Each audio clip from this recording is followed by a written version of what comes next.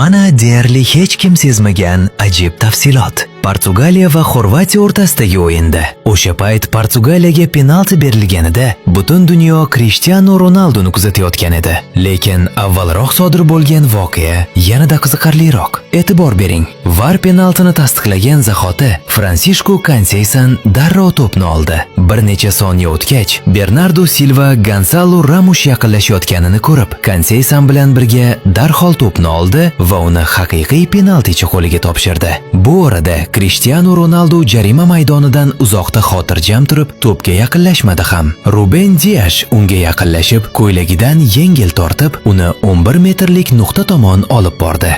U yerdan Gonzalo Ramos hech ikkilanmay to'pni Cristianoga topshirdi va uni quchoqlab, keyin uzoqlashdi. Cristiano to'pni joyiga qo'ydi, yugurib keldi va xotirjamlik bilan penaltini tepdi.